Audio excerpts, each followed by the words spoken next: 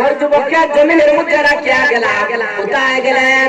তখন আল্লাহ তাআলার পক্ষ থেকে আওয়াজ আসলো, ও ইবনে সিরিন, তুমি চিন্তা করিও না, আমি আল্লাহ রাব্বুল আলামিন তার লাশটাকে আকাশের মধ্যে উঠাইয়া দিলাম, তার লাশটাকে জান্নাতের ফেরেশতা গোসল দেওয়াইব। তুমি চিন্তা করিও না।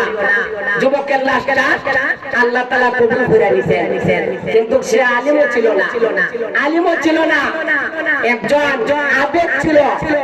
যদি একজন আল্লাহ ওয়ালা বনা যায়, আলেম যদি নাও হয়, তারপরে আল্লাহ ওয়ালা বনা যায়, ঠিক না ঠিক?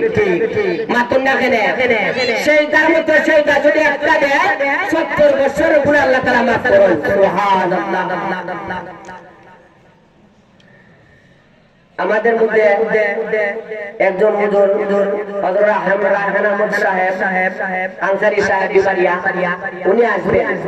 আর উনি আসার আগ পর্যন্ত আমারে বলছে একটু কথা বলার জন্য। উনি আসলেন ইনশাআল্লাহ, আসছেন ইনশাআল্লাহ, সেই যে আসছেন ছেড়ে দেব।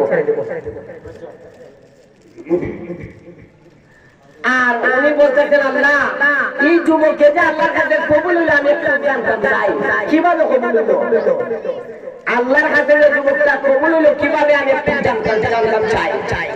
তখন আল্লাহ তাআলা ইলহামের মাধ্যমে আওয়াজ দিয়া দিলেন কানের মধ্যে, ওই যুবকটা প্রথম অবস্থায় গুনাহগার ছিল, পাপিষ্ঠ ছিল।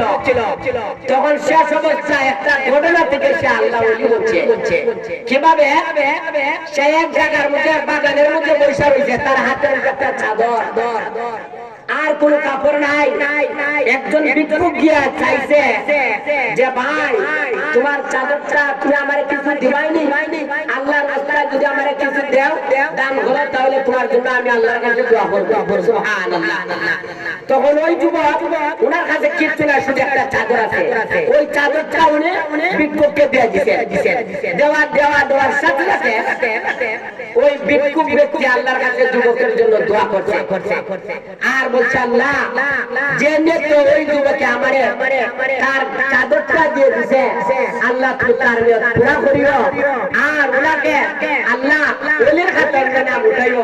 আল্লাহ তাআলা বলেন, ওই ভিক্ষুকের দোয়াটা আমি আল্লাহ কবুল করছি, আর কবুল করিয়া তার সমস্ত গুনাহ মাফ করিয়া আমি আল্লাহ তার আল্লাহর ওলির খাতায় নাম উঠাই দিয়েছি। সুবহানাল্লাহ।